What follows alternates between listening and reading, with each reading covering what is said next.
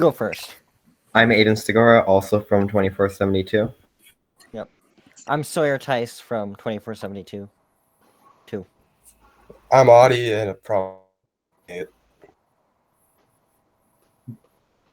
Don Johnson from 2472. Dustin Early from 3102. Sam Buselman from 2847. We'll have a couple others here too. Jesse Frost from 3134 and 3275. And we do have a driving Swerve drive that we just got going. So interested to learn more. Okay. I'm Eric Schaefer from 2502. We just put together a Swerve drive too. I'm Andy, also from 2502. I'm Will from 2239. We had a Swerve drive last year.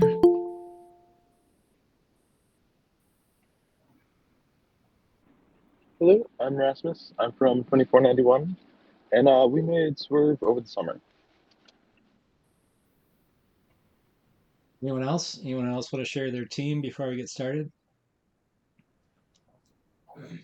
I think Alex just joined us. Alex, what team are you with?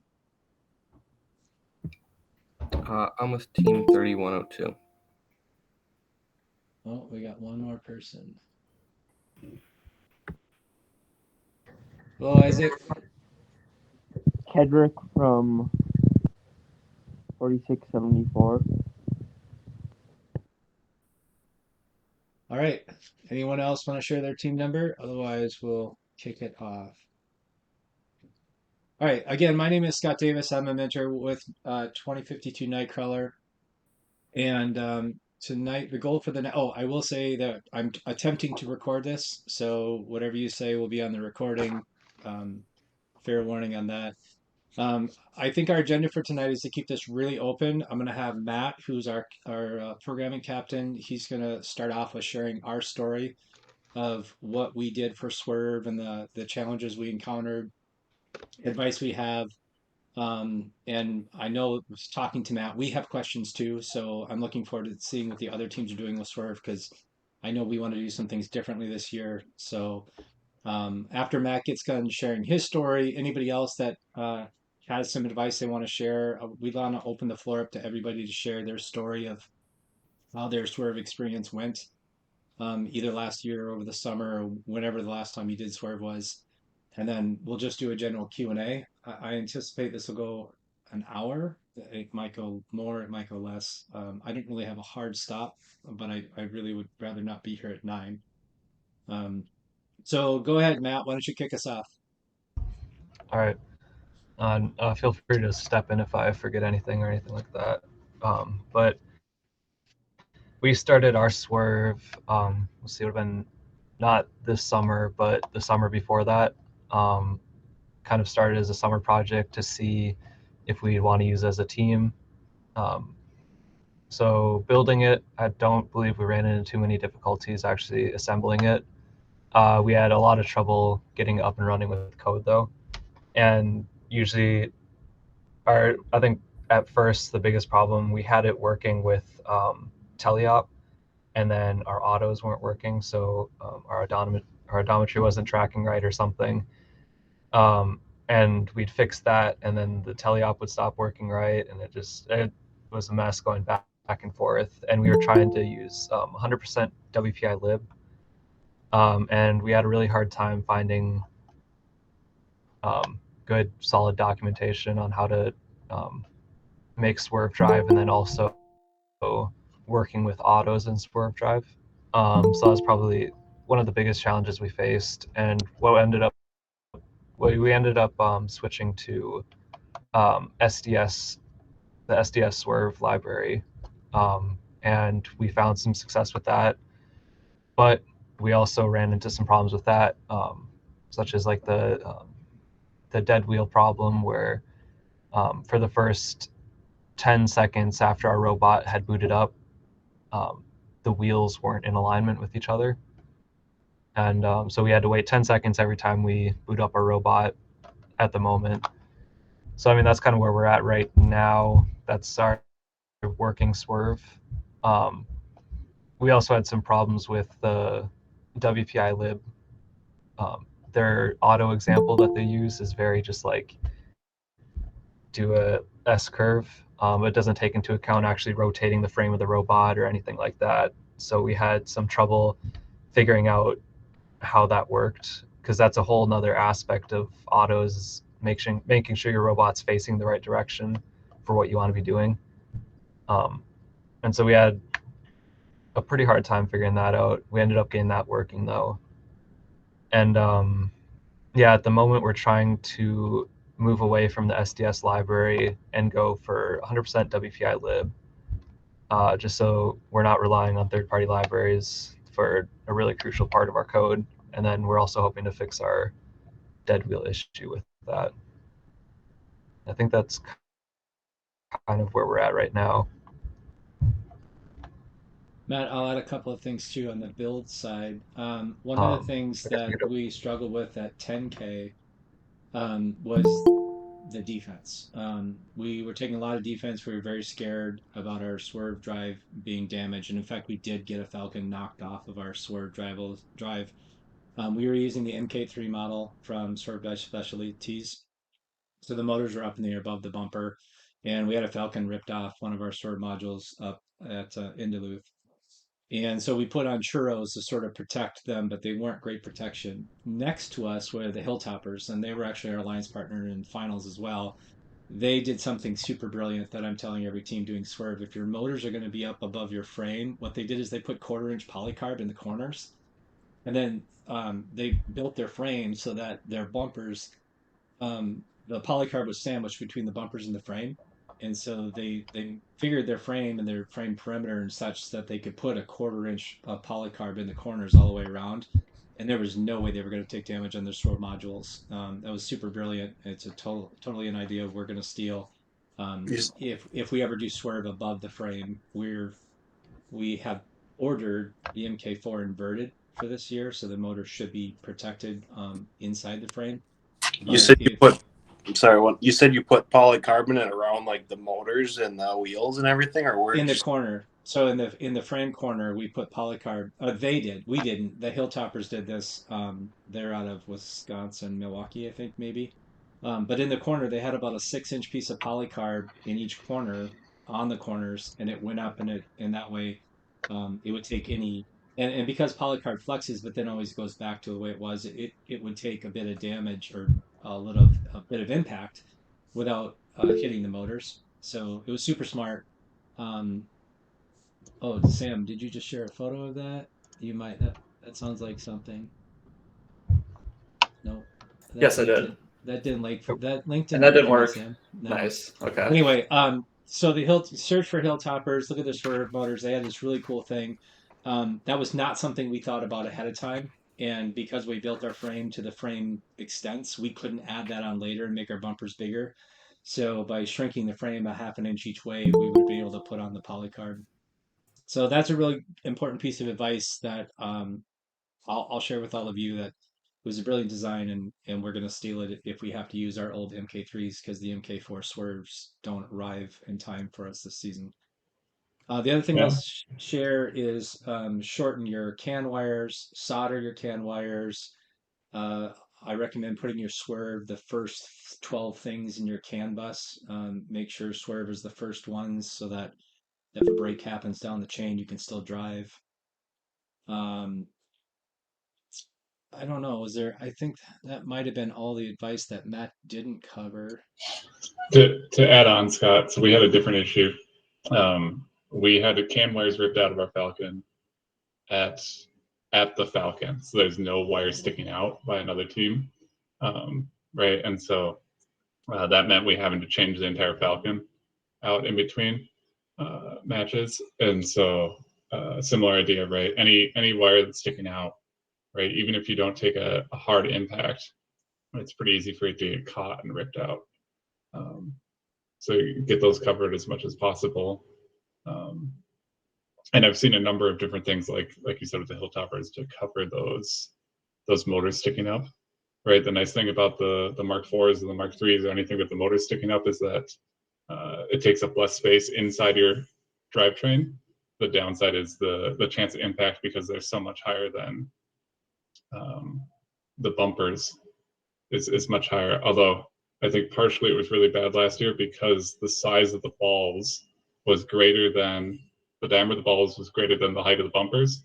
And so intakes were sitting over the bumpers. So if we see a game this year where intakes sit below the bumpers, we might not see the same level of damage coming out between, but still worth it to cover them.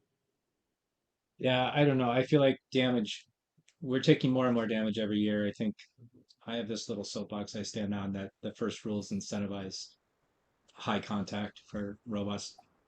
There isn't a downside for someone playing defense with all of their stuff inside their robot. So I don't know. I feel like we're taking more and more damage every year. A couple other things. I did find my notes here. On the dead wheel issue, I know that Matt mentioned the dead wheel issue. There's a huge long thread on Chief Delphi. I was part of that thread about the SDS dead wheel. The way we overcame that was we would power on a robot tethered on the cart while we're in queue. We would turn on tally app, wait 10 seconds, make sure all the wheels click to show they're initialized, and then we would leave the robot powered on while we put it on the field. I know that a lot of people, there are people that don't like that the robot is powered on when it goes on the field. In fact, some field judges will tell you have to turn your robot off before you put it on the field. That's not true. It's not in the rules. It is safer, and clearly it's a better way to do it for safety. But when the option is that you can't run auto, we did it that way. They may change that rule. We're really hoping to avoid this dead wheel issue altogether with new code. But that was how we overcame this dead wheel issue last year, is by having the robot powered on before we put it on the field. The other thing I'll say too was we think our issue with why we couldn't get WPI lib to work last year was somewhere in our code. We had a units problem, degrees, radians, probably. We just couldn't track it down. We could not figure out where we were having a conversion issue or what the case may be. It could have been a gear ratio issue. We just never were able to track it down.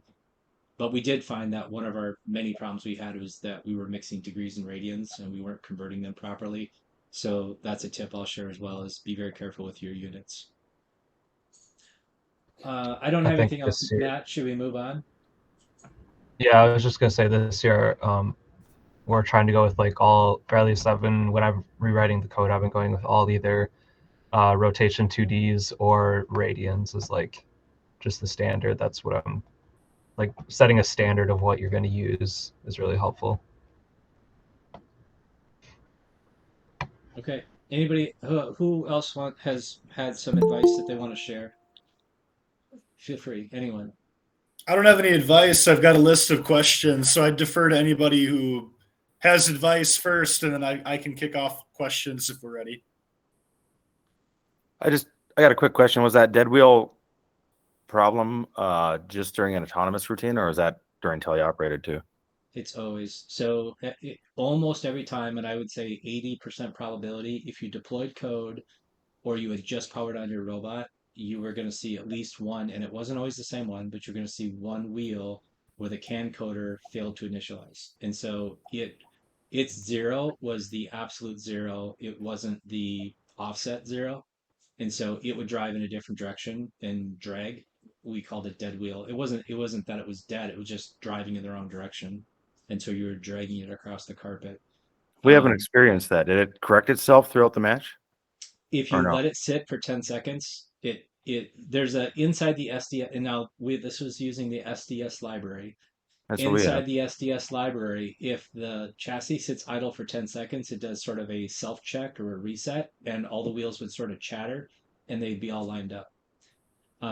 And so we followed the advice on Chief Delphi of how to fix this issue, and none of the things that we tried worked for us.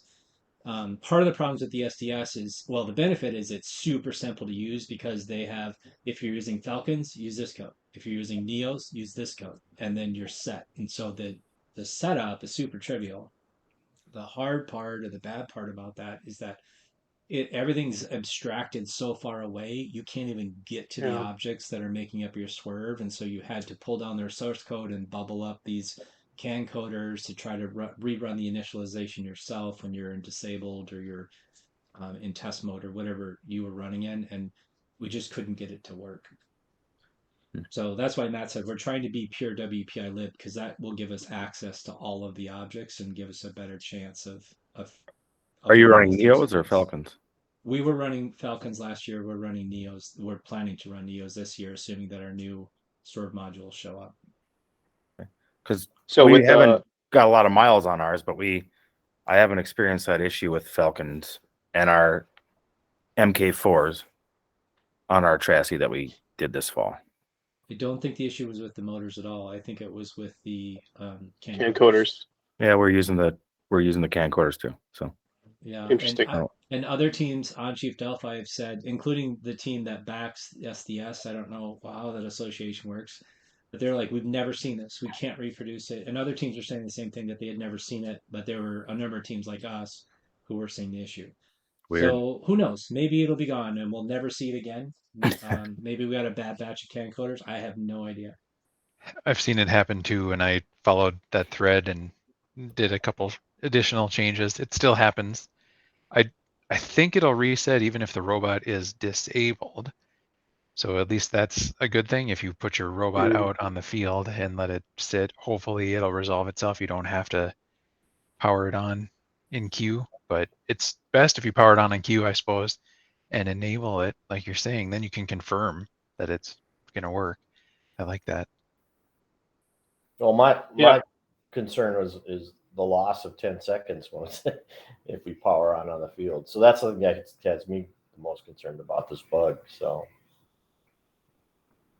Yeah, and this is only with CAN coders, right? So like if you choose a different ecosystem, then you don't necessarily have to worry about it. The other thing I would caution with SDS template code is that so far they haven't rewritten it to be compatible with 2023. So, and there's a lot of chatter around, how well maintained the library is. I would highly recommend, if you're planning to use template code, to try to steer away from SDS. That is a great point. In fact, last year they had the same problem where the library hadn't been updated, and it wasn't updated until I think week 4.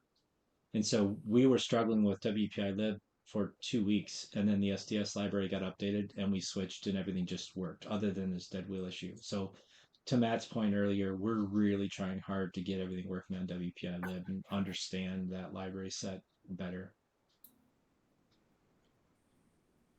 So I know, has anybody been following the Rev Robotics programming or code release that they're coming out with for Swerve Drive? Anybody aware of that? Okay. Anyway, I know I've been talking to Greg Nadell, and I would say first week of January, most likely, they're going to be dropping code resources for Swerve. The impression that I've gotten from a number of people who've run SDS library Swerve drives in the past is echoing the sentiment here, is that it's kind of subpar, or that there's a lot of room for improvement.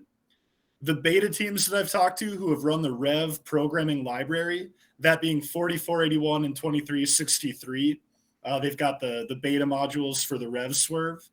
They've given me a little bit of hope that the Rev libraries are going to be, a drastic improvement. And talking to the people that I know that work at Rev, they're also pretty confident that, the Rev libraries are going to make programming a Swerve drive easier. From my perspective, I'm kind of banking on that, because we're coming into the year. We ordered the Rev Swerve modules, the minute that they were released, and they're going to be shipping like 3 days before kickoff. So we're essentially going into the year with no Swerve experience, with the goal of building and using a Swerve for the 2023 game. So I've heard good things about the library. I am not a programming guy. I hear things through the grapevine. But that's, I guess, what I know about that right now. Do you know if that... Oh, sorry, go ahead. I was going to say same here. We're doing the exact same thing, trying to go all in on the Rev thing, and we'll see how it goes. Do you know if is that Rev library specifically for their modules, or is it like a general Swerve library? I don't think it's specific to their modules. I also don't think it's specific to Neos only. I think they're going to have a configuration for Falcons, though I don't know that for sure. I am pretty confident that it's not specific to the Rev modules, though.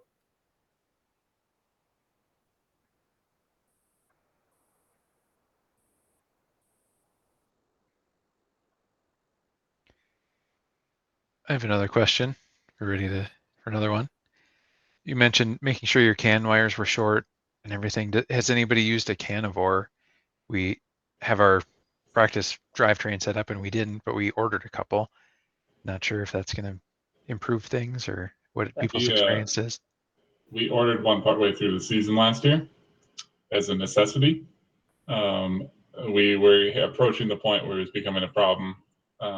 We weren't, I don't know, Will can chime in maybe a little more. I don't know that we were on the edge where very occasionally we saw things that looked like it could have been a problem related to overutilization of the CAN bus.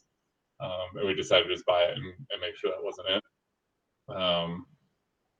To be fair, we were basically using all CAN devices for all of our associated actuators, right? So, but it was definitely worth it if you're throwing Falcons and CAN coders on there to get all 12 CAN devices on there. So we just ran the Swerve drivetrain on its own Canivore with that CAN chain sitting exclusively in the drivetrain, and it never exited out of there, so that it had minimal chance of getting caught and pulled out. And then everything else was on a separate CAN chain. We purchased one as well. We ended up not using it. It made a lot of the mentors very nervous to have the most critical part of your robot on a USB device. We take a lot of impacts during a match, and we were very concerned that the one thing you don't want to lose is your drivetrain, because you can at least play defense. It would be nice if that Canivore could run everything else, but it only works with certain devices. I don't think it works with old Talons and Victors. So if we could put everything else on the Canivore, like your shooter and your intake and stuff and your air compressor, and then use the built-in CAN for your chassis, we probably would do it. But I don't know. We got really nervous about putting our drivetrain on a USB plug. We just weren't comfortable with that. What we did do instead, though, because we were pushing the limits on CAN traffic, especially during initialization, which very well may be why we were having dead wheel issues, we put all of the initialization of all of our other CAN devices on a delay. So we would new up our drivetrain, and then we wouldn't initialize the other devices for, it was either until auto or teleop had started or until 10 or 20 seconds had passed. So we had worked with the kids to implement codes so that we would only new up the drivetrain initially when the first chance we could, and then we would new up everything else after some type of a delay. And we are still having dead wheel issues. Yeah, we have just a drivetrain and we have the dead wheel issues. Like it's something with the CAN coders, definitely. Did you guys ever run into problems when using the Canivore with like disconnecting or losing the connection at all? No, but we also spent a decent amount of time running that specific USB cable between the Canivore and the Roborio, and where that was positioned and how we strain relieved it and how much hot glue we applied to different things.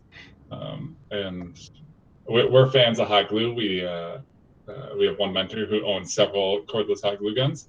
And so if you have Ryobi tools, you should buy the cordless hot glue gun. Hands down, best investment, $20. But anyway, so yeah, that one wire specifically, we moved a few things intentionally to put that in.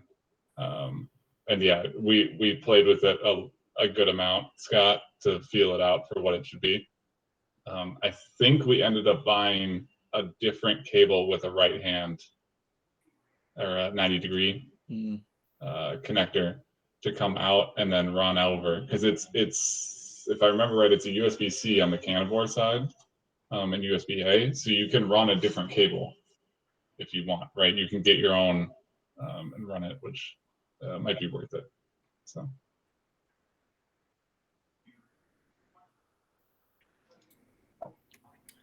All right. Shifting gears a little bit, I heard from Sam that Sam is in the same boat that I am, where, you know, our team is going in with no off-season experience on our Swerve drive.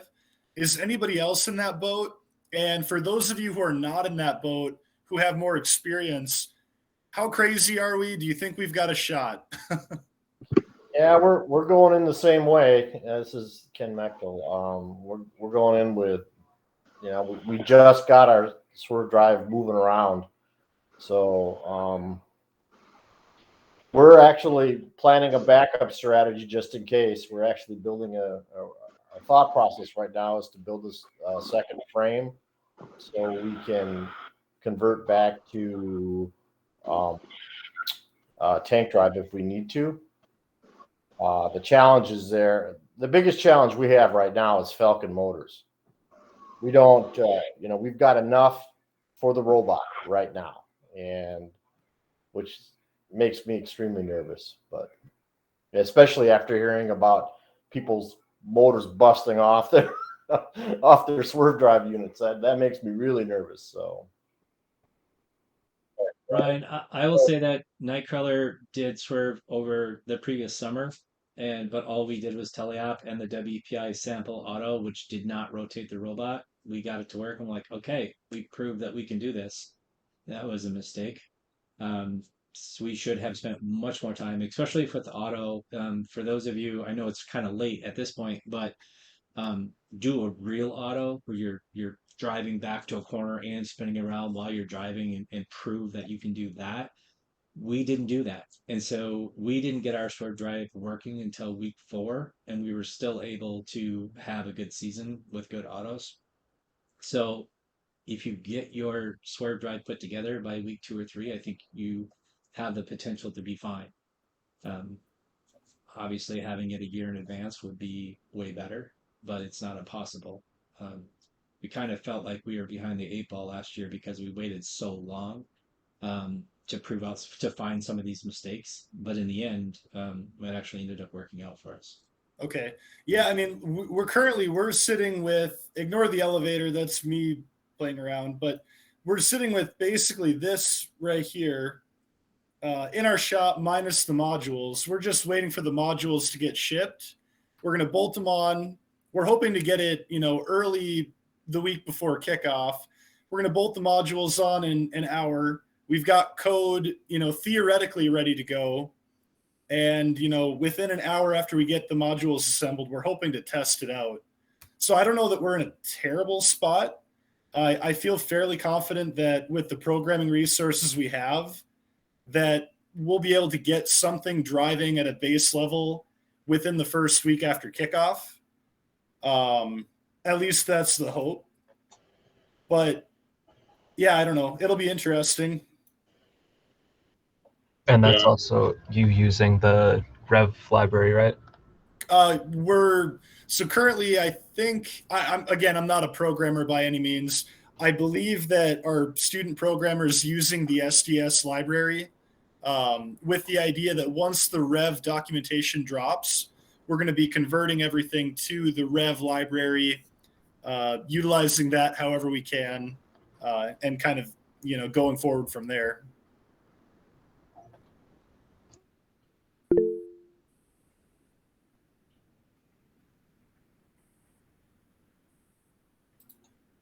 So Ryan, I'll say that we bought our Swerve modules intending to get them in June. Did not get them till mid to late September, and then assembled the drivetrain, and then worked through it while building robots for drill trials and training in rookies because our team was down to 6 students or 7 students going into last year, right? And so we did all right. Our decision, we were shooting for looking at it and going before the beginning of the school year was our goal of having it together and saying, can we drive it better than we can drive a kit parts drivetrain? Right. And if yes, then we'll move forward. If we can't, then let's just do kit parts. right? And keep going with that. In the end, because we didn't get them until late September, right? Our whole timeline was blown out of the water, but we decided to go anyway. I would say by about this time, we were on par, maybe slightly ahead of operating it versus the kit parts drivetrain. To Scott's point, I don't know that we were really effectively utilizing any of the advantages, but the thing we looked at and said was, it's comparable to the kit parts drivetrain, so there's no downside there, right? In terms of how we felt we could use it, and there was lots of upside potential. But one of the big things for us is that we haven't historically been a mechanically strong team, and so having much clearer, easy ways to mount things to the frame versus the kit parts drivetrain was a big win for us, right? So doing Swerve actually made our mechanical aspects easier for us, which I think is an undersold aspect. Yeah, I mean, like my initial impression about the mechanical, nature of putting together a Swerve drive is that you can put it together in about a third the time that you can a tank drive, and you've got a lot less machining. Finesse is a lot less restrictive, and by that I mean you don't have to get perfect center to center for your chains, for your belts. Everything is contained within the module. And being that in the modern era of FRC, all the modules are current off the shelf components. They're machined by professionals, and generally I think the quality of the modules is pretty high. To be determined for the Rev modules, but everything I've heard about the SDS modules has been, very, very high praise is what I've heard. Yeah, they're pretty nice. Ken, I see you had your hand raised. You don't have to raise your hand, just whenever there's a lull, ask a question. That goes for everybody.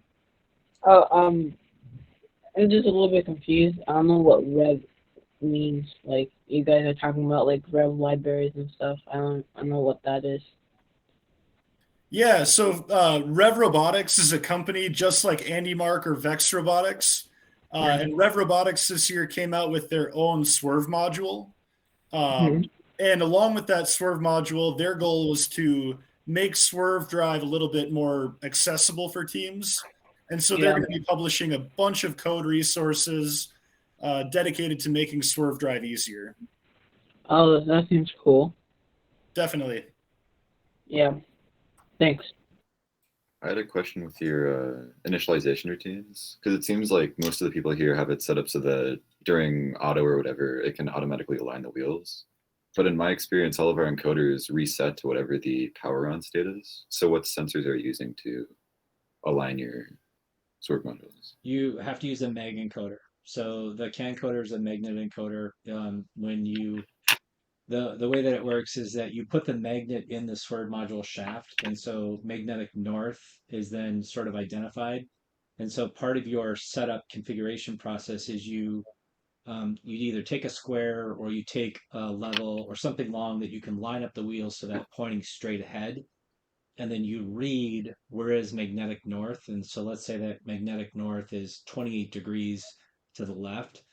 Then you apply a 28-degree offset. I don't remember if it's positive or negative, but then in your code, what you have to say is that straight ahead for the front left wheel has an offset of 28 degrees.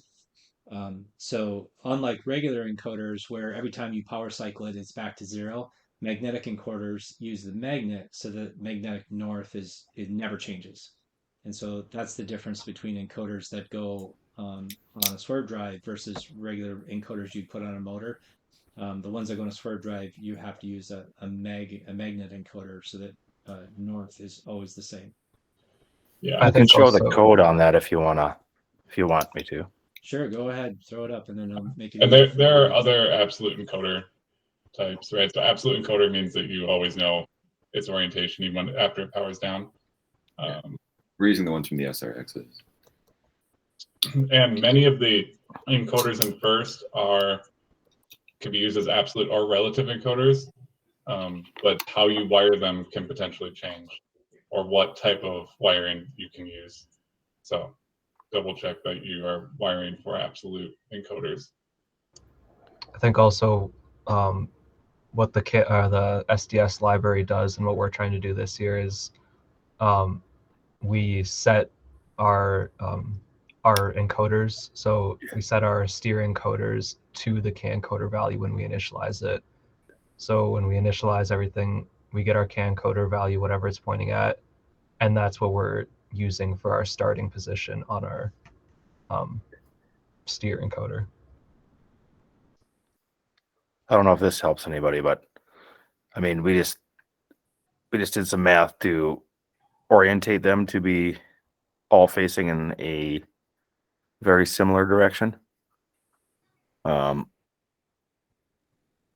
Like you said, with a level basically, and taking some notes, but that's how we got it to everything facing in the right way. That brings to mind another question. The SDS library uses the CAN coder to set an offset on the Falcon, and then it uses the Falcon encoder for the rest of the time. I had some discussion on Cheap Delphi with other people about whether they do that or not. Just curious what other people think. One of the downsides with the SDS is, there's lash in the belts. So if you don't use the CAN coder, it may not be as accurate. Does it matter? Have people had any experience one way or the other? For the Stampede, we do use that the CAN coder offset, feed it to the motor, and then we drive the rest of the match with the motor. We had zero issues with it. It's actually a little bit more snappy because it's resident to the motor itself, so you can run a higher PID, and it just it's very mechanical. It's very good. It's very snappy. Yeah, it seemed, latency wise and programming wise, that's the best way to go. But then somebody pointed out that mechanical aspect of if there's lash in the belt, that the motor, is going to turn before the wheel or, snap, whatever. But does it? I don't know. I don't think it matters. It doesn't need to be that accurate in FRC that it probably matters. So yeah, probably better to have the faster read time than to be slightly more accurate. Yeah, I think either approach is good enough. And when we did hit those times, we didn't call it a dead wheel, we called it a janky wheel. So whenever we hit those janky wheel matches, we would just turn off the seating of the motor and re-get the absolute position to fix that issue. So yeah, we spent enough of Great Northern with matches that were like, oh crap, not this again, to the point where we fixed it in the code to re-get the absolute position of the magnet to fix the match. Did you just do that on timing, kind of like the SDS library, or did you put a button somewhere that somebody could push? We put a button. That's a good idea. I'm going to take a note. So you guys just had a button, and then it just got the absolute encoder values and then fed it right back into the motor as the new position. Right. Yes. I have potentially a question. So we've been working with, so we use C++, so we haven't been able to use the SDS library, but we've been using basically custom, and then we just push the PID off onto the Falcons themselves. We've been running into an error where basically the Falcons, when we get the PID fast enough that they snap to position, they have a bit of play around their target value where they won't fight back. Do you have any ideas on how to fix that? You might want to first check, you probably already did this, but you probably want to first check the deadband on the motor itself. The deadband on the Falcon motor could be, however many degrees to the point where you do have that play. That's the only thing that comes immediately to mind. Yeah, we set that to, okay, I think I'm unmuted. Yeah, we set that to a value that would have been around 1 degree. And it still had like 10 degrees of play on either side. 10 seems like a lot. Are you doing this with the robot sitting on the carpet, or are you doing it with it up on blocks to see that the wheels are... Either way. It just was willing to even without any turn weight, that far without before it would fight back with the PID. so even without friction on the carpet and all that pressing back, you were still having that problem. Have you tried Yeah. upping your KP value? If we do that too far, then the D has no effect.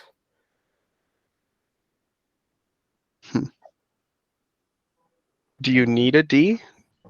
Like we run just a KP feedback loop for our turn motors. I think We so. might not We run need. into oscillation otherwise.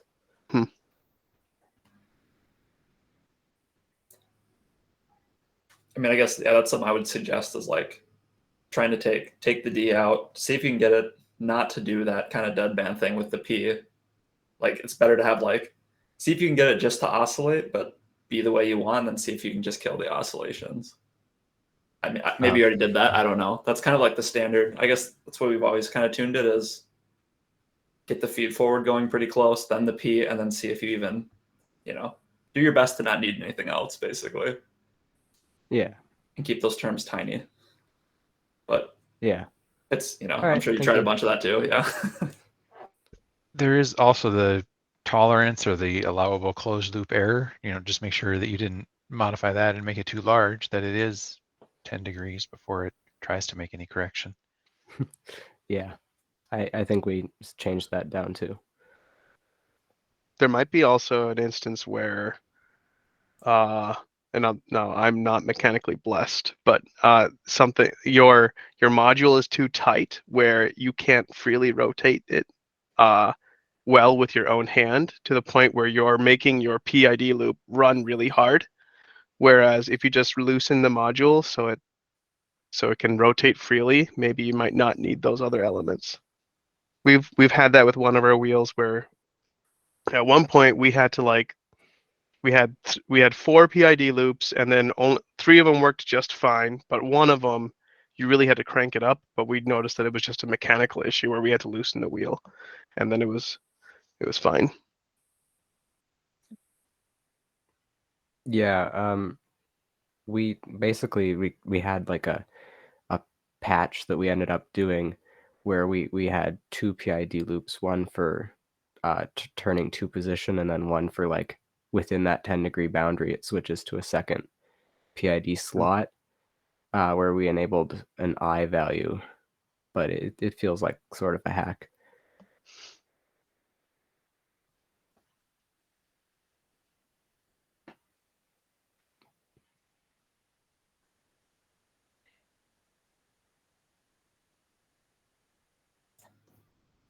Cool. Well, so I guess somewhat related is so the teams who ran it this year, how'd you feel about driver practice? Like, what did that take? Like, how many hours? Like, did you feel like was the learning curve steeper than like when you first hand a tank drive to somebody, or do you see it about the same?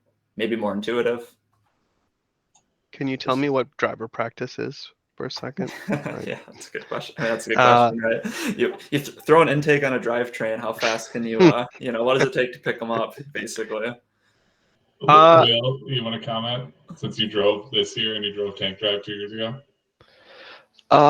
Yeah, we did not get very much driver practice, but it was a lot easier to just pick it up and then you're already, left is left instead of having to figure out 2 different sides of the robot and stuff. Although it is so we tried field oriented and then also just normal control, and field oriented is a lot harder to get used to, I've found. I will share our experience. So our driver last year, he was a senior, so he graduated. He had been a driver the year before, and so he preferred to run robot-centric driving and not field-centric. We did some testing, and we had basically 2 weeks of the chassis functional, and he tried it both ways, but only for one evening and probably only for half an hour, and decided that robot-centric was the better way to go. I will say that observing the competitions, I feel like the teams that were using field centric maneuvered the field much better than those that were using robot centric. So we're going to attempt this year to strongly encourage our driver to take the time to learn field centric driving. But in the end, it'll end up being whatever the driver's most comfortable with. And I don't think we gave our driver last year enough time, incentive, encouragement to try to learn field centric. And we just said, okay, you know what you're doing. You've driven before. We trust you, robot centric. So I think we're going to put more emphasis this year on trying to be field centric. The Although impression that's gonna make auto a lot harder, because then you have to know which way you're pointing when you start your robot up. The impression I've gotten from teams who've run Swerve for a long time is that field-centric is a longer learning curve with a higher potential, and robot-centric is more intuitive, but maybe a little bit lower ceiling. And that's just anecdotal, from talking to people. As someone who's really bad at driving robots, field-centric was much easier for me. Just from, I don't know why, it just was easier. I think it depends on how much time you spent driving a car, how much time you spent driving cars in video games, right? And how much time you've played different control schemes, right? Whether it's third person, first person, second person games, right? Like, it's mostly mental, right? It's like, if you've ever seen videos of people riding bicycles and they have the handlebars geared so they're backwards, right? You can do it, but it takes time, right? And so as Scott said, right, it partially comes down to what has your driver been used to. And I agree, from watching teams, from what I can tell, once field-centric seems to be superior in terms of how you can operate the robot at a top level performance, right? And what we ended up, I think we ended up doing where at one point we were going to set it up so that we could switch back and forth mid-match control scheme, right? Which is a dumb thing to do. But we thought about having it just in case you got into a bind. But so I guess my question, Scott, is why were you saying that if we choose to do field centric, it's going to make auto harder? You're right. We could have switched. We probably would. We probably would do robot centric for auto and field centric. It was something that came up, and I had forgotten that we had actually written code too to be able to allow people to switch using smart dashboard, or whatever, shuffleboard, whatever it's called now. And then I don't know if that code just fell off the face of the earth or what. But I forgot that you could do that. The other thing that you'll have to do if you do field centric is you'll have to have some type of reset button on your driver station so that if you lose power in the middle of the match and you come back online after a reboot, that you can get yourself pointed away from you and then say, okay, now set that as my 0. Yeah. If you do pose estimation with April tags, that will help if you use that as your true 0. Assuming that all the April tags are unique. Yep. I'll echo Jason a little bit. As a non-gamer at all, I knew it was different driving the field-centric stuff with the Swerve drive, but it wasn't a big hurdle for me just because I don't have experience either way really. And with the SDS stuff, there's a button on your controller where you can re-zero your front of your robot, if you will. It's just the back button, I think. So you can have the corner of your robot be the front of your robot, or any orientation, which is already embedded in their code. So I just, a couple questions. Like, is everybody using a NavX type of module, or are they relying on the RoboRio gyro to coordinate this stuff? Or I'm assuming it's all NavX stuff. We tried both a NavX and a Pigeon. They both worked well. We run NavX. Okay, that's what we're on to. NavX. And then a follow-up. What are you guys using for your controllers? We have it set up for an Xbox type controller right now, but I'd be interested in trying to switch that over to a flight stick thing. What have your teams experienced works good for them? We use 2 joysticks, and we tried, I guess when we were testing it over the summer, we tried using one 3D joystick. I think the problem with that was that it was hard to turn in place and move in any which direction. So we split it up into two separate joysticks, each 2D joysticks. One was for translations, so moving backward, forward, left, right. The other one just had the x-axis for rotating. So you could have one hand for rotating the robot, the other one for actually moving it. That's what our solution was. And your 3D joystick, the problem was that just finite control because you're trying to rotate and drive at the same time on the same stick. Yeah, it got a little bit confusing to kind of conceptually think about what you were doing, and also by twisting it or moving it any which way, you could accidentally give input to without really realizing it. One of the problems was we were accidentally giving input to the wrong axis, like not unintentional input, which made controlling it a little more difficult. Sure, I can see that.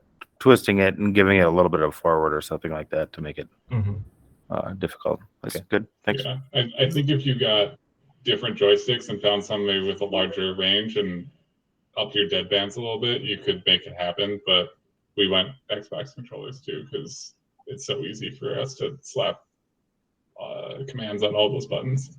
The other thing that we haven't talked about, but I think is more advanced that we didn't get to, but we really wanted to last year, was rather than robot centric or field centric, was goal centric. Right. So if you're detecting the goal, you can potentially change so that as you drive, so like last year's goal, right? Nice big circle in the middle of the field, right? You could set it up so that when you push left on the stick, your robot circles the goal, keeping its distance from it and its orientation to it. Right, which potentially, if you're playing against defense, is useful. You make a slide over, but without changing your distance, so you can still shoot and not impact that shot as much. And what did you call that mode? I called it goal centric. Okay. The other ones are all named robot centric because it's from the robot's point of view. Field centric because it's from the field, relative to the field, and goal centric because it's relative to goal. Although I don't know if I made that name up or it's a real name. No, I didn't catch it when you said it, so I just wanted to make sure I heard it. Jesse, to your point about the controllers, the big debate, I think it's drivetrain agnostic in that it doesn't matter if you're using a swerve drive or a tank drive or whatever else. But it comes down to fine motor skills with your thumb. Essentially, that's a fine motor skill versus a coarse motor skill with your arm. And what I've found is through both experience and some technical studies done by other teams, is that the fine motor skills you've got with your thumbs typically actually outperforms the coarse motor skill, despite the fact that the joystick actually has a larger range of motion than the analog stick on the Xbox controller. The other benefit you have with an Xbox controller is it's a much more natural progression for students who like to play video games. So for me, I'm always going to advocate for an Xbox controller. Yeah, my current drivers aren't gamers. But yeah, I get the fine motor skills with fine movement with the thumb. Yep. That's totally true, I'm sure.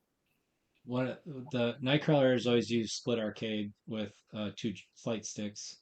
And one of the things that we found during Power Up, when we decided to build ramps on the side of our robot to do lifting that year rather than doing buddy climbs, was that people that were using Xbox controllers were incapable of driving straight. Because you're making small adjustments as you drive to go straight. And so they were having a lot of trouble driving precise with those Xbox controllers. To Brian's point, if you're a gamer and you're used to playing Call of Duty or whatever and lining up scopes and whatnot, these tiny little movements, you probably won't suffer. But our drivers, especially when we see new drivers, they tend to do better with the larger arcade sticks because they can be more precise driving because they have larger range of motion. But that's an old person talking, so younger people will probably fight me on that. I'm of the opinion, Scott, that the overlap in the Venn diagram of teams that are going to be driving onto other teams' ramps and teams that don't know how to set dead bands correctly on their controllers is very high. It's just a circle, Jason. Well, no, Ryan, because we're a team that maybe should be driving onto other teams' ramps frequently, and we know how to set dead bands. So, well, what I would say is that no team should ever build a ramp.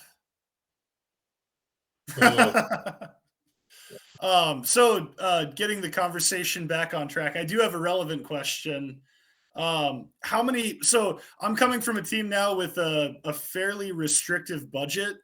We're doing our best to fundraise, but Swerve was a big upfront investment, and we don't have a ton of money. How many modules should I plan at minimum to go into the season with? We've purchased 4. I've got the intention to maybe buy 1 more as a spare, but we will not be going in with any more than 5. I guess my question is, how dumb would I be to go in with 4? That's fine. You'll be okay. I think you'll be okay. I think you should look at your modules and see what's most likely to break, and most likely it's going to be the mounting plates. You might want to buy a couple extra mounting plates. Yeah. But you're probably not going to break a gear. You're probably not going to break a wheel. You're probably not. What's probably going to happen is if you fall on a climb, you're probably going to bend up a corner, and those 2 mounting plates may have to be replaced. Okay. So I don't think I'd buy a whole new module. I think I'd buy mounting plates in case one you drop and you get bent. Okay. You might even be able module, to you could- machine those yourself too. I mean, those mounting plates aren't that complicated, so Right. you might even be able to machine some backups yourself. A smear module you could potentially swap between matches and finals. It might be harder if you have to rebuild one. That's the only thing I would consider. But Yeah, absolutely. I kind of agree with Andrew. At the state tournament last year, I think the Gators replaced a whole module between matches. They had to for some reason. They did. I was right there. They had a CAN issue, I believe it was, or it was a dead motor, and they hot swapped their entire module. I do agree that is the way to go if you've got, from somebody who's never run a Swerve before. It seems to me that unplugging your motor connections, dropping in a new module, and with the new Rev code, they're going to have the ability to basically make all of the modules interchangeable. With basically USB-C, you plug in, you ID everything, and they're going to be interchangeable. I do think that's optimal from a quick turnaround standpoint. I don't know if that'll be relevant for our team, given our team goals and where I expect us to be competitively. But if we've got the money, I would love to have 5 modules. But it's good to know that we can maybe get away with 4. I'd definitely get some extra wheels for the Rev ones. Yep, they're rubber wheels, so we're gonna have probably double the number of wheels that we expect we need. So I don't know. Based on our experience, I almost think if you know how the modules put together, the time to disassemble and replace the broken part is going to be about the same time as it takes to make the software changes and update the electronics, right? And the vast majority of our failures were electronics based. Or it was wires ripped out of CAN coders, we had to resolder. Connectors ripped off of Falcon motors, and we had to put new connectors on, right? Other just beating things up and screws falling out and carpet wrapped up in there, right? And so I almost think the time to take something off and keep the same motors if you can, versus the software changes is going to be potentially the same. Again, I don't know those motors, but just something to keep in mind that sometimes once you are mechanically familiar with something, it is so fast to swap it that it might end up being faster. Good to know.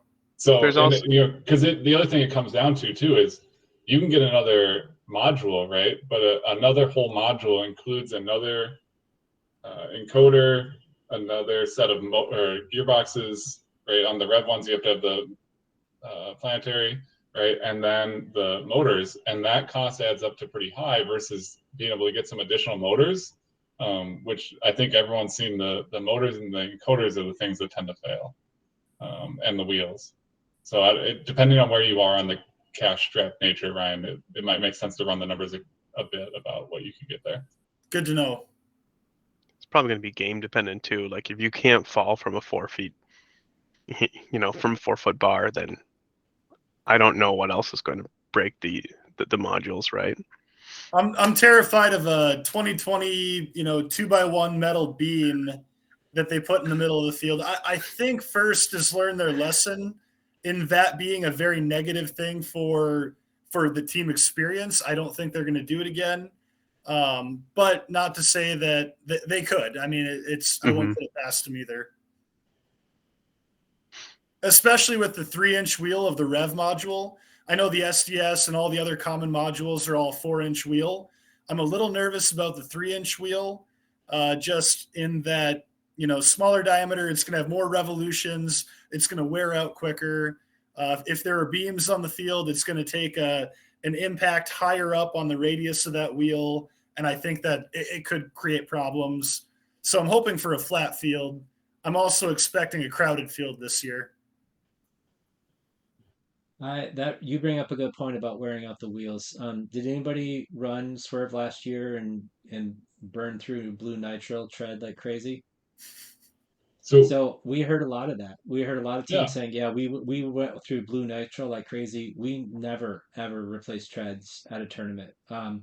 We were with you, Scott. We didn't replace treads until we replaced them before our first competition because we thought, well, we should probably replace the treads, not because we thought we had to.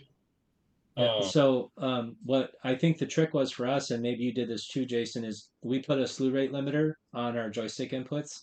And I think that's what the difference was, is that we just weren't ripping the tread off because we were changing speed so quickly. We did that slew rate limiter because we were having trouble controlling the robot well. And the slew rate limiter made a lot of our pathing a lot better. But I think that actually ended up saving our tread on the wheels as well. I mean, we saw our driver, we gave it the controls to him for the first time, saw him drive it, and we were like, we should probably do something about that. Oh yeah, that's what it was, because he had just a chassis. There was nothing else, and he was able to put it up on 2 wheels. And we're like, if you can put it up on 2 wheels with just a chassis, we have to figure this out. So then we put in a slew rate limiter, and then that's right. That's why we did that. So I know the there slew was rate limiter, I think, saved our tread. I know there was a bad batch of blue nitrile as well running out there, and I think we bought all of it. But we switched to black neoprene, and that definitely saved our wear and tear on those things. Are Sam and I the only two teams that are going in with the Rev modules? Is everybody else on the SDS modules right now? Yeah, we're SDS. Yeah. On that note, Ryan, the first thing we did when we got to competition, because we didn't have a set of spares, was we watched the pits and looked at everyone else who had the same modules and wrote them down so we knew who to ask. That's exactly what I'm getting at too. It seems like the Rev modules might be somewhat rare at events. Hey Sam, what event are you going to again? Lake Superior. Let's go. Perfect. See you there. We'll get you covered if I buy that 5th one. Sounds good. Same the other way. Has anybody ever done the passive omni wheel trick for Swerve Drive, or have you heard of that before? Okay, seeing confused looks. Again, never run Swerve before, just through the grapevine stuff that I've heard. Let's say you drop a module in qualification 15, you're in qualification 19. You need to get quick turnaround. You don't have time to fix your Swerve Drive. What I've seen teams do is have a pre-manufactured, basically passive omni wheel that they can bolt in in place of the dead module, and they can drive their Swerve Drive with 3 modules and just have their 4th wheel, exist. But so sounding like nobody's ever done that before. My question was going to be, what was your experience like with that? Did it work well? Being that no one's done it, what I've heard is that it's a very viable option if you don't have time to hot swap a module. I buy that. Yeah, 100% on board with that. We did not build a plan. We had talked about trying to figure out some type of a caster that we could bolt on. Our solution actually was going to be to disconnect the motor, take the tread off and just run with the slick steel, and so it would Yeah. just slide it along the carpet.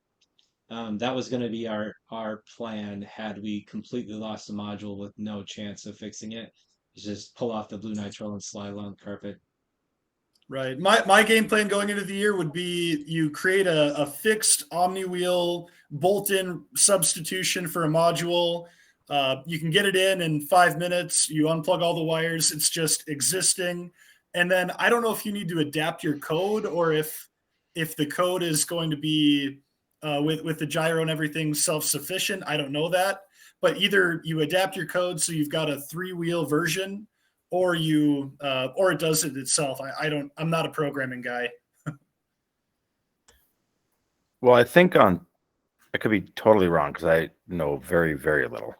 But I think on Swerve, occasionally, depending on your rotation, you have one kind of wild wheel that like picks up and spins faster on rotation as you're moving along. That kind of like resets back. Is that true?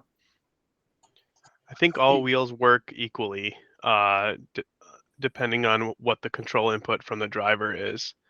But Ryan, to your point, I think to make it clean, you just want to like comment out that wheel if you're going to put an Omni wheel in, just so that you're not commanding a velocity to a wheel that doesn't exist. It's gonna drive a little drunk. Yeah. Right. Well, because, better than not driving is the whole idea, right? Right. Because if you think about, right, if you're driving and you want to twist as you make a curve, that outside edge has to go faster. Yeah. And so two of those, and each of those wheels is a different radii from the center of your curvature if you're making a smooth curve, right? And so they're all going to be behaving at different speeds. And that Omni wheel is not going to be putting the same level of traction into the ground, right? And so it's going to not perform up to spec. And so it's going to give you lag, right? And so it's going to impact how you drive. You won't drive as well, but it's going to be better than not driving or driving with an empty wheel. Right. Yeah, you might be better just bolting on a caster, or even I know that a lot of mini robots they 3D print a marble caster, where you got a marble that just, and that might be a good option too. It's something that I've been thinking about for our side is, can we just 3D print a marble caster and just have a floating corner?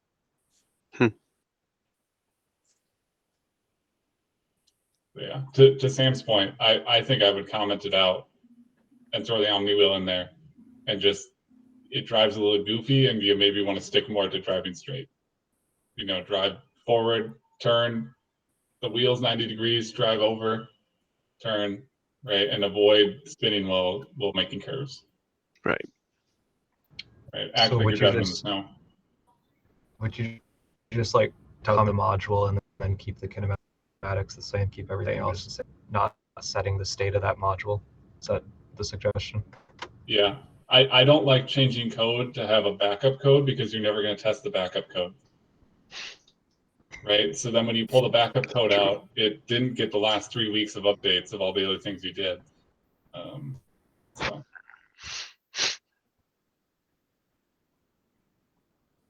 Well, it's 1:15. Does anybody have any things that they want to share before we wrap things up? Can you guys just go ahead. I was gonna say, okay, just real quick, what technology are you guys using for like your autos? Like, are you using like any of the like draw paths, or are you typing in? Do you have, is it all by code by hand, or what's the KnightKrawler uses what's a the move? coordinate. We use a coordinate system where we plot points, and then we use a feed forward solution to get from point A to point B.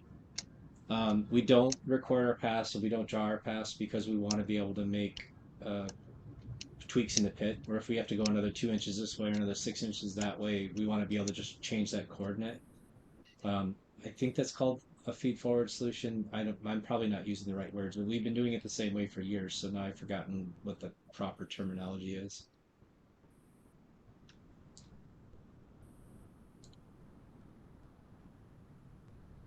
What does everybody else do for pathing? I'm curious now too. So this is Team 4859. This is going to be our first year using Swerve, and what we are looking into is characterizing our base. We've done it with a tank drive, and yeah, basically being able to draw a line and have that be our autonomous. Is that the way to go? Yeah, definitely. Like doing the system ID from WPI-lib and getting the characterization numbers will get you accurate within like 3 inches. It's really nice to be able to use. So highly recommend being able to use those tools like that. I think we tried to do characterization. I think we ran into some problems. I don't know exactly what, it was a while ago. I don't know if we ended up ever fixing that or if we just went with that. We didn't end up fixing it, Matt, but we use the SDS library, which is already tuned for the theoretical maximum speed of the Falcons or the Neos you use. So we unfortunately, That's right, sort of, I can say, avoided it, but we didn't have to do that, and we were still getting really accurate results because SDS had already kind of pre-tuned it in their library. And I guess if you are using an SDS module, you could in their library to find those. If you're using an SDS module and not the SDS library, I know I've gone all through their library and I'm just finding all their constants and like writing them down. Like those are the ones I'm going to use.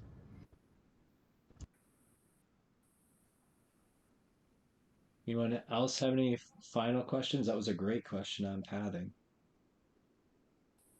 The only comment I have, not a question, is I would love to have more of these, even if it's specifically on Swerve, but also on different topics. I do think there's an incredible amount of value to kind of a free-flowing discussion like this with a dedicated topic in mind. I think I've had 5 students on here and 2 mentors for my team throughout the call, and I can't speak for them, but I imagine we're getting a ton of valuable information. I know I've learned a lot. So if we're able to do more of these, I think that would be really valuable for the teams involved in the first Minnesota community in general. I agree, Ryan. And there's already been some discussions about trying to do this sort of on a reoccurring schedule. With that in mind, anybody want to suggest future topics? I think a week 1 strategy conversation would be really valuable. What are teams thinking in terms of how they're going to approach the game? I would be happy to contribute to a discussion like that. I know that we have a rookie team, last year rookie team, that has been sending us tons of questions on pneumatics, and including asking for a shopping list. Is pneumatics a topic that people think there's value in doing, or for those that are already on the call, does that feel like something of been there, done that, and not too helpful? I would be valuable for the students on my team without a doubt. I think there's a lot of pneumatics tips and tricks that are internal to teams that don't get shared because people think pneumatics are old hat and everyone's done them and everyone knows how to use them. And all the pneumatics discussions usually just focus on how to make it work and not on how to use them effectively. I'm curious, one of the tips that KnightKrawler does that we share with all the teams that ask is we have a pneumatics test board so that we can run our pistons without having to have everything wired up on the robot. Do you guys use that strategy where you build a test board with an old compressor and 1 air tank and manual control valves? Yeah, we've done that in the past. It's on the to-do list, yeah. Yeah, our test is usually we take an old robot and then just manually actuate the pneumatic or the solenoid. That's cool. Does anyone else have any suggestions for topics? I think these 2 topics have value.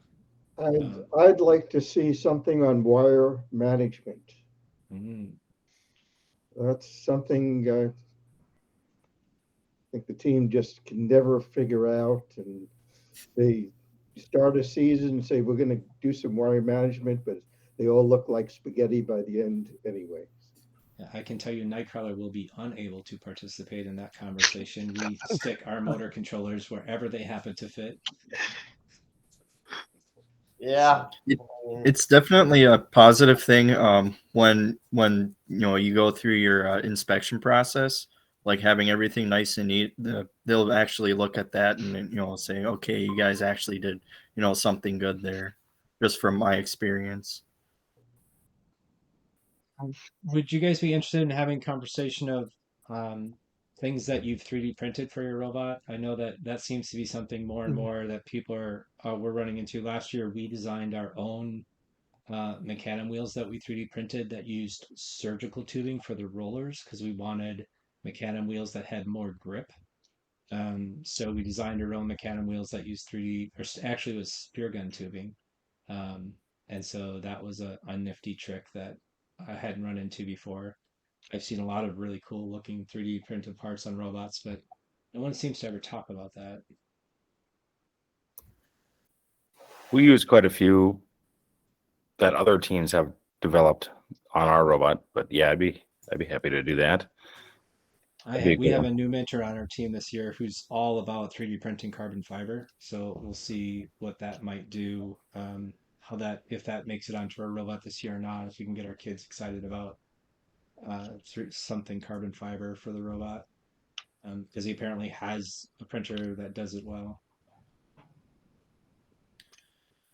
One suggestion I have is I do think the 30, well, we're at 33 right now. I think we hit a peak of 35. I think that's a great maximum for a roundtable discussion. And I could see this kind of thing gaining a lot of traction. So potentially breakout rooms and I don't know how much you want to grow this, Scott, or make it accessible to more teams, but I think there's potential here that, a lot of teams could have interest. But if you get too large of a group, I think the value of the content, or at least the value of the discussion between individual teams, would go down a little bit. Sure. That I agree with that. I really like the idea that we're building community here. In fact, I should have said this earlier. If you want to share your email addresses out, feel free to throw them in the chat here. I don't want to be sending out people's email addresses. I guess you're all in the Google, most of you are on the Google invite, so your email addresses are sort of in the clear. But if you're interested in being a resource, by all means, use this platform to share out your contact info for other people to snag. All right. Well, I think if you my email address, I will say this right now. In fact, I'll put it in the Slack here or in the chat here. Feel free to send me an invite if you want to sort of be added to the permanent invite list to this Google thing. We're going to try to start doing regularly. Scott at team2052.com here. By all means, if you want to get on sort of, I guess it's going to become a mailing list. Throw in the chat here, and then I'll grab those later for the next time we do this. And we'll chat with our teams. You can always reach out to me as well, and maybe this can be sort of a semi-regular thing. I think this was a great conversation. I don't know about you guys, but I was very excited to hear some of the tips and things where people are advising. So that's awesome. Thank you for putting it together, Scott. We appreciate it. Yeah, actually, this was Ken. This is Ken. How do you pronounce your last name, Ken? Mechtel. Ken Mechtel's idea. So, and we did this with DNA up in Duluth. I think it was way back in April or May. Well, there's a lot of desperation for me. Yeah, it sort of spun out of control. It was going to be 4 to 5 people, and now look, we had like you said, 35, 37 people. So it was really great. Hey, Sawyer, Max, do either one of you have any additional questions you wanted to ask? Not really. Like a lot of my questions have been answered by you guys. Okay. Yeah, we're still like we're still working on like making the autonomous. Like we haven't gotten to like the autonomous part of our robot, so I wasn't really sure what to ask, and you guys talked about it better than I could have. No, that's good. I am also here going to put our GitHub on here. We open sourced our code from last year in June, I think it was. I'm pretty sure github.com FRC 2052 is our hub. So you can go, if you're interested to see how we set up our pathing, how we select our auto routines, all of that would be in last year's code. And kind of going along with that, I feel like if anyone has any like good Swerve resources or documentation or anything, really putting that out would be helpful as well, because it's kind of hard to find. I mean, if you dig, you can find some pretty good examples, but it's pretty hard to find examples on it, from my experience. Cool. Thanks, guys. Right. You really confused me a lot when you kept calling him Ken, because my name is also Ken, so I thought you were talking to me the whole time. So, yeah. Nice to meet you, other Ken. Nice to meet you too. All right. Well, thanks everybody. I really appreciate your contributions tonight. This has been really great. Thanks. Thanks again, Scott. Have a good night. Appreciate it. Very good. Merry Christmas, everybody. Happy Merry holidays. Christmas. Thanks, guys. Have a good night. Bye.